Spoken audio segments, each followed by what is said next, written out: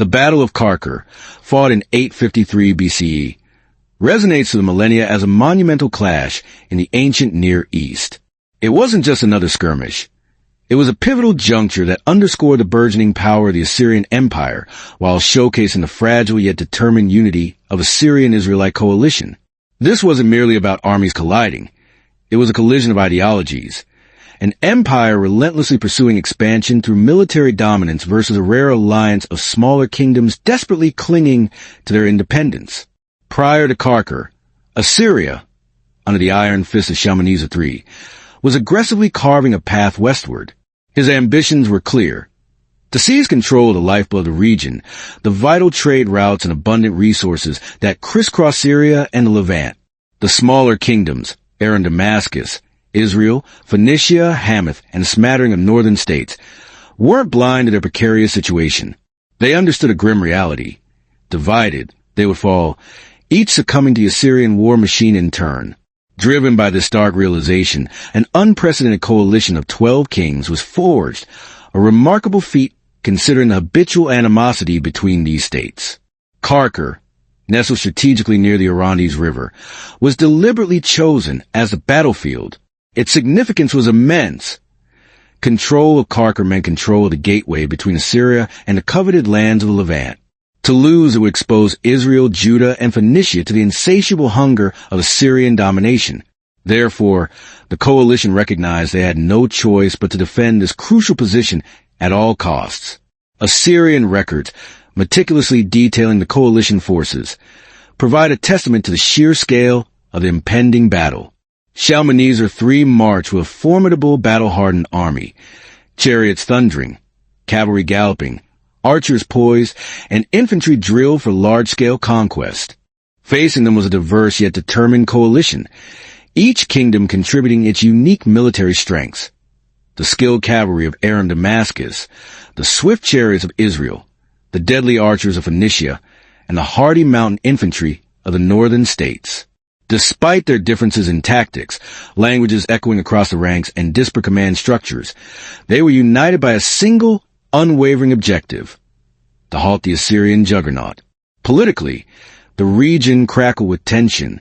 Assyria was determined to assert its supremacy over the West, its ambitions etched in stone. Meanwhile, each small kingdom fought not for glory, but for survival. Qarqar, therefore, transcended the definition of mere battle. It was a crucial contest that would define the power balance of the ancient Near East, the very fate of the region hanging in the balance. Notably, Israel, under the leadership of the ambitious King Ahab, contributed a staggering force of around 2,000 chariots and 10,000 infantry, a massive contribution for the era and a clear indication of Israel's pivotal strategic role. The stage was set, with both sides meticulously preparing for one of the most monumental battles in antiquity. The fate of the entire region teetered precariously. As news of the Assyrian advance spread like wildfire, the kingdoms of the Syrian Israelite coalition frantically accelerated their mobilization efforts. The alliance of 12 kings, once a fragile agreement, transformed into one of the largest regional forces ever assembled. Though mistrust had long festered between these kingdoms, the chilling reputation of the Assyrian Empire, infamous for its brutal reprisals and crippling taxation, forced them to set aside centuries of ingrained hostility. Historians would later hail this moment as a rare and shining example of genuine political unity among the often fractious Levantine states. The War Council at Damascus. In the spring of 853 BCE, the leaders of the coalition convened in Damascus, the imposing capital of Ben-Hadad II. The air was thick with tension as they engaged in urgent discussions, meticulously planning logistics, troop distribution, and overarching field strategy. Ahab of Israel, known for his aggressive military tactics, contributed the strongest chariot corps in the region. Hadadezer of Aram, a seasoned commander, led the elite infantry and cavalry. The king of Hamath, alongside leaders of the smaller states, bolstered the ranks with archers, spearmen, and essential auxiliary forces. Assyrian records, ever meticulous, claim the coalition deployed a truly impressive force. 1,200 chariots, 1,200 cavalry units, 20,000 heavy infantry, along with countless auxiliary troops.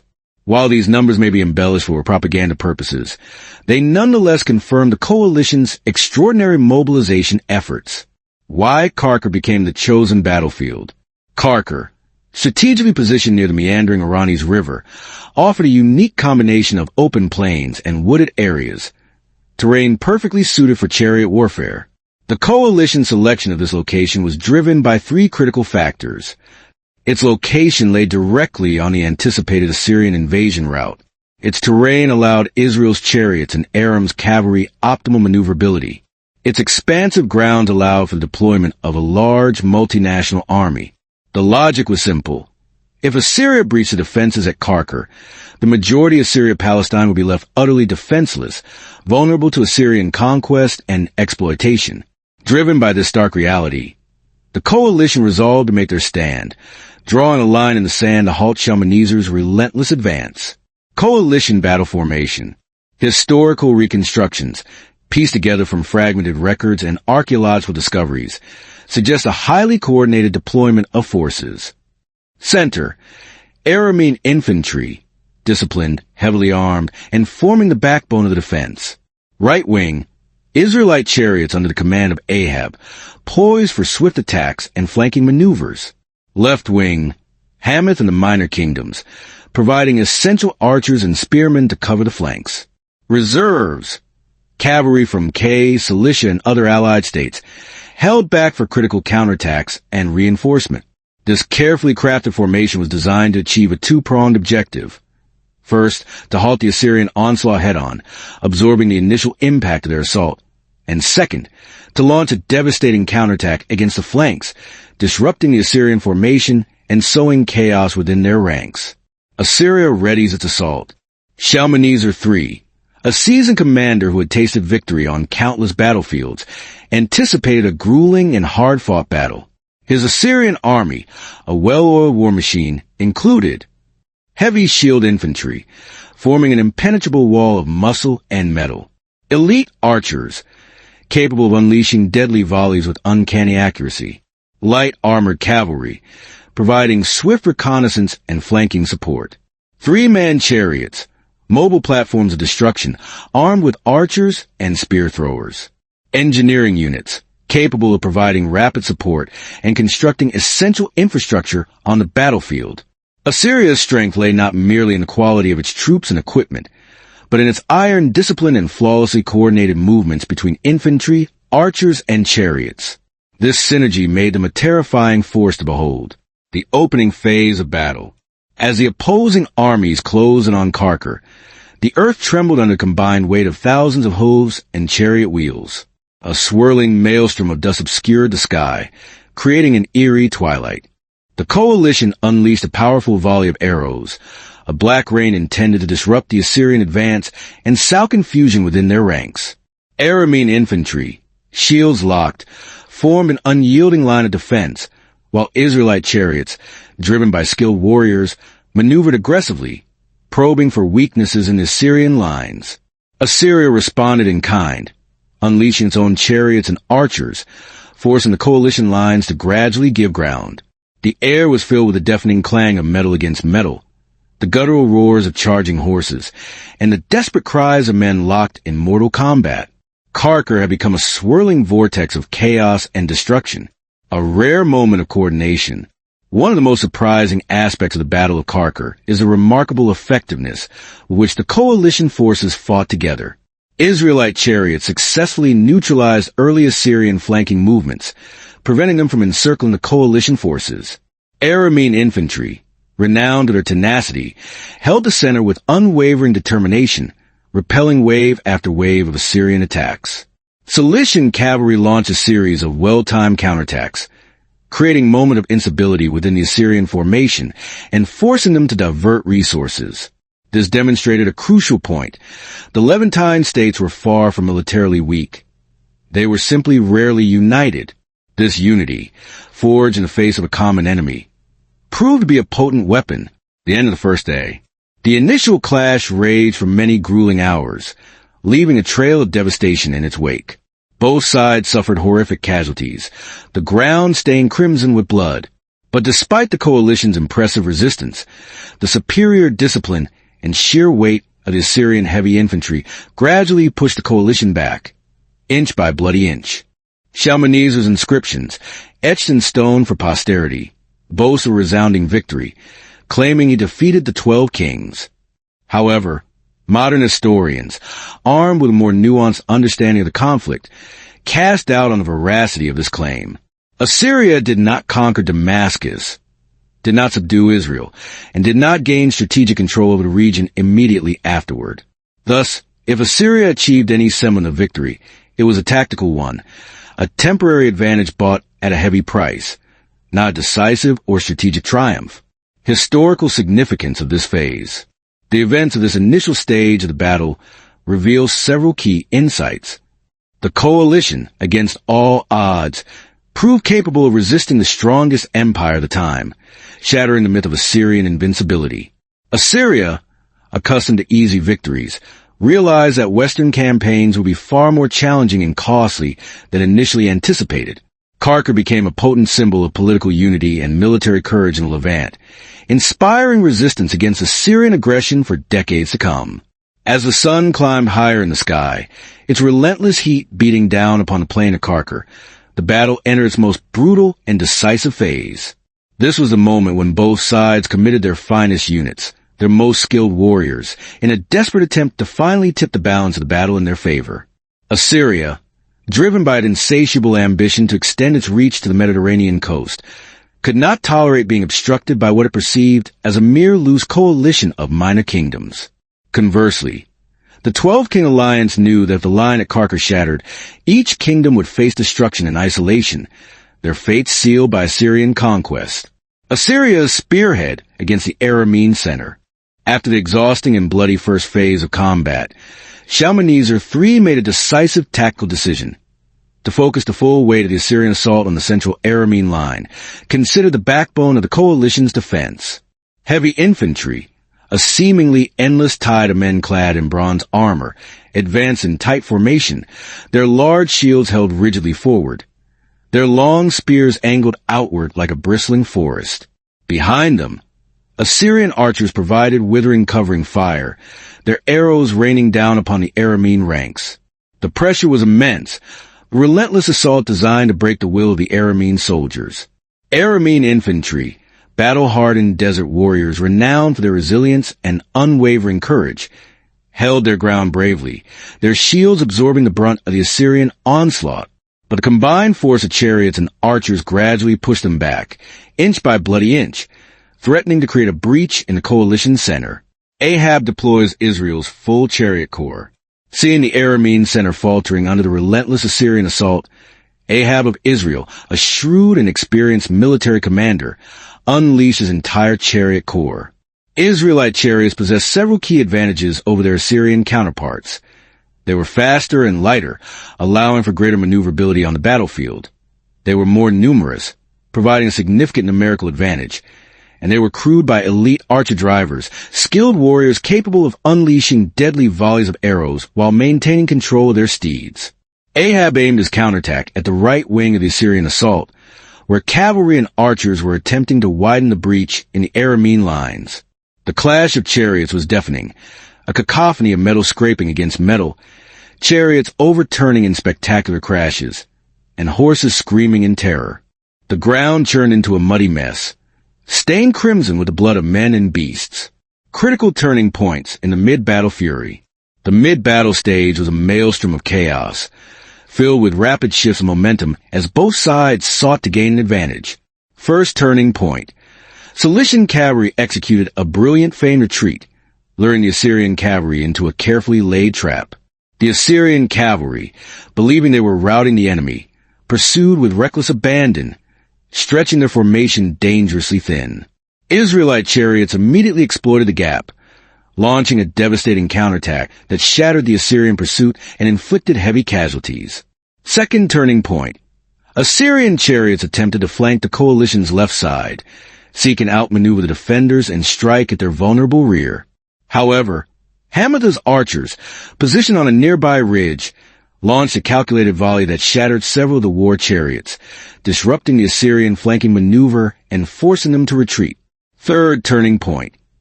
Reinforcements from Kay and Uzanati, arriving just in the nick of time, stabilized a faltering Aramean center, preventing a complete collapse that could have doomed the entire coalition. Assyria launches a full-scale offensive. Sensing both opportunity and risk, Shalmaneser ordered an all-out assault, committing his remaining reserves to a final, desperate push. He deployed heavy infantry reserves, fresh troops eager to prove their mettle in battle, 3-man chariots, the most powerful vehicles in the Assyrian arsenal, capable of smashing through enemy lines, coordinated archer volleys, designed to suppress enemy resistance and soften the ground for the infantry assault. The target was clear, Ben-Hadad II's command position at the coalition center. If the king were killed or captured, morale would shatter, and the coalition would likely collapse. Some historical interpretations suggest Ben-Hadad narrowly escaped fatal injury during this intense phase of the battle, his life saved by the bravery of his personal guard. The coalition's desperate resistance. Small states like Urkanata, Madanabali, and Ammon, realizing the gravity of the situation, rushed reinforcements toward the center, forming a human bulwark to protect Ben-Hadad and prevent the Assyrian advance from breaking through. Israelite chariots, despite suffering heavy losses, continued to intercept the heaviest Assyrian pushes, buying precious time for the rest of the coalition to regroup. The battlefield became a swirling vortex of dust arrows and clashing metal, a chaotic scene where life and death were separated only by inches, where the fate of kingdoms hung precariously in the balance. Dusk falls, neither side achieves a breakthrough. As the sky turned crimson, signaling the end of the day, exhaustion consumed both armies. Assyria maintained the upper hand, its superior discipline and resources slowly grinding down the coalition. But the alliance held its ground, battered and bruised but unbroken, refusing to yield to the Assyrian onslaught. The landscape was littered with the detritus of war, broken chariots, fallen horses, shattered shields, and the lifeless bodies of soldiers from both sides. The stench of blood and death hung heavy in the air. Significance of Phase 3. The coalition's resilience in this crucial phase of the battle forced Assyria to expend enormous resources, contradicting the image of effortless Assyrian dominance that Shalmaneser sought to project. Israel-Aram cooperation, forged in the crucible of battle, reached an unprecedented level, strengthening diplomatic ties between the two kingdoms for years to come. Assyria, humbled by the fierce resistance it encountered, learned that Western campaigns required sustained investment and caution, reshaping its regional strategy for the foreseeable future. Qarqar symbolized not only military resistance but also political courage, demonstrating the power of unity among smaller states in the face of imperial aggression. As night descended upon the plain of Qarqar, cloaking the battlefield in darkness, the fighting did not cease. Instead, the battle transformed into a chaotic arena, illuminated by scattered torches, burning oil pots, and the eerie red glow of the setting sun. Despite their crippling exhaustion, both sides remained locked in a deadly embrace, Assyria relentlessly seeking a decisive breakthrough, and the 12-king coalition fighting tooth and nail to survive until dawn. Shalmaneser III reorganizes his forces in the dark. Seizing the opportunity afforded by the darkness, Shalmaneser ordered large torches to be lit, their flickering flames casting long, dancing shadows across the battlefield. Under their dim light, he meticulously regrouped his forces, preparing for a night assault. Heavy infantry was positioned at the center, forming a solid line of defense. Cavalry was strategically positioned on both wings, ready to exploit any weakness in the coalition lines. 3-man chariots were held in standby, prepared to launch devastating twilight assaults. Shalmaneser believed that the coalition, composed of diverse kingdoms with different languages, customs, and command structures, would inevitably fall into confusion once night fully set in. He anticipated that the darkness would disrupt their coordination, leading to miscommunication, disarray, and ultimately, a disorderly retreat. A disorderly retreat was precisely what Assyria hoped for, as it would provide the opportunity to inflict a decisive defeat upon the fragmented coalition forces. The coalition uses a torch-based signal system. Despite the daunting situation, the coalition reacted with surprising ingenuity and adaptability. Phoenician commanders, accustomed to the intricacies of maritime signaling, implemented a sophisticated 3-color torch communication network, utilizing the experience they had accumulated navigating the treacherous waters of the Mediterranean. Red flame signaled a general regroup, instructing units to consolidate their positions and prepare for further orders. Green flame signaled a coordinated counterattack, instructing units to advance against the enemy in a synchronized assault. Yellow flame signaled a defensive posture, instructing units to hold their ground and resist any further enemy advances. This innovative signaling system prevented widespread confusion and preserved unity amongst the coalition forces. Despite the darkness and the chaotic nature of the battlefield, Aramean war drums maintained battlefield rhythm. Adding to the sophisticated communication network, Aram Damascus introduced deep-toned war drums, their rhythmic beats echoing across the battlefield. These drums produced distinct patterns that helped the infantry maintain their formation, providing a crucial sense of order and discipline in the midst of the night's chaos. The drums also served as a form of identification, allowing soldiers to distinguish friend from foe amidst the darkness and confusion. Assyria had not anticipated such discipline and coordinated communication from what they perceived to be a disorganized, multi-kingdom coalition.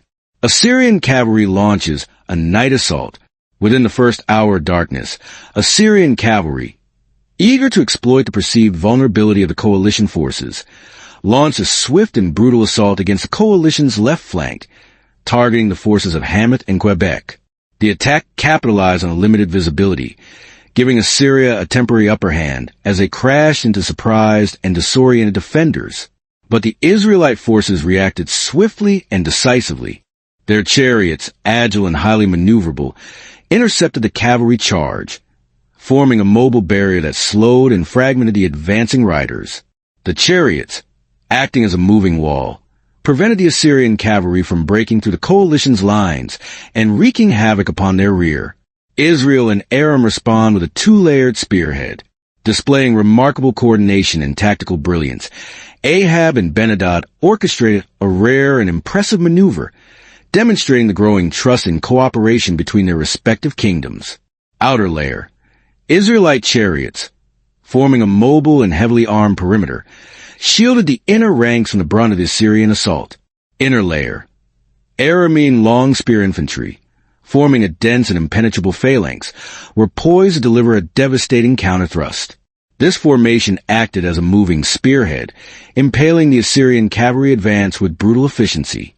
Many riders, caught in the path of the deadly formation, crashed into chariots before being overwhelmed by the massed ranks of Aramean infantry, their long spears piercing armor and flesh with equal ease.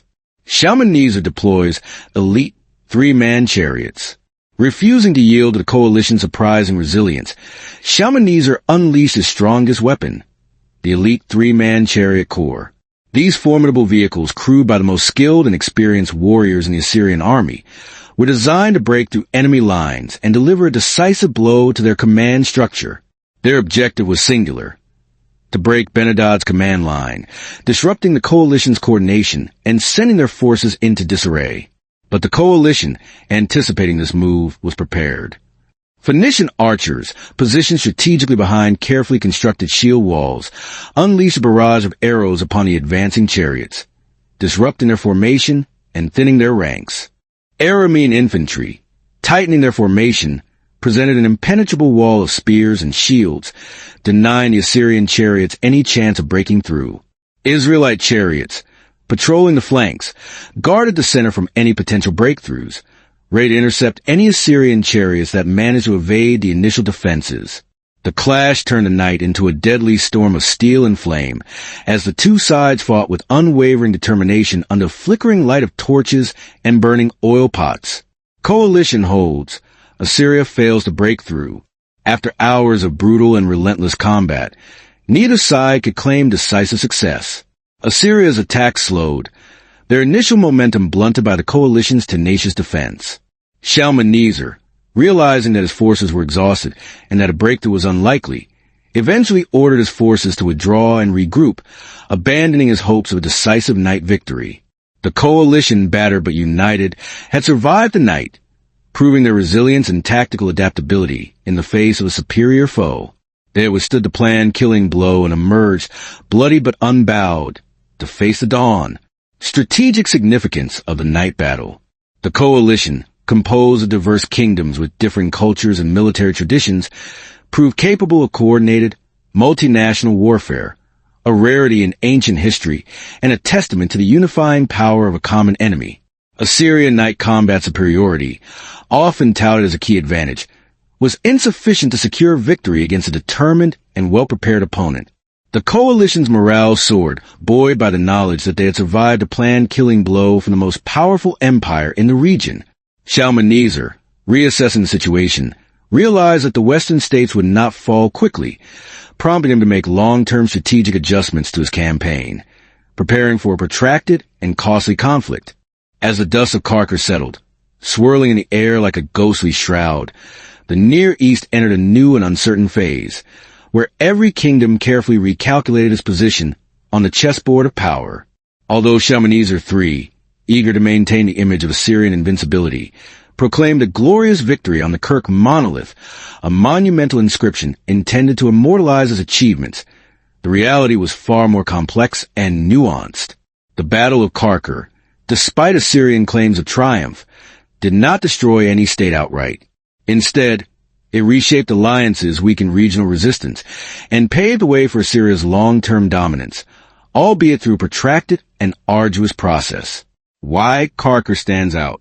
Qarqar stands out as a unique and pivotal event in ancient history because it brought together one of the largest coalitions ever recorded in the ancient world. This unprecedented confederation, comprised of 12 rulers stretching from Aram to Israel, Phoenicia, and even the nomadic Arabian desert tribes, highlights the widespread fear and apprehension that Assyria inspired in its neighbors. That such bitter rivals temporarily set aside their differences and united against a common enemy demonstrates the severity of the Assyrian threat and the lengths to which smaller states were willing to go to preserve their independence. The Battle of Qarqar also marked a significant milestone in the peak of chariot warfare, as both sides deployed massive chariot forces in a desperate attempt to achieve victory.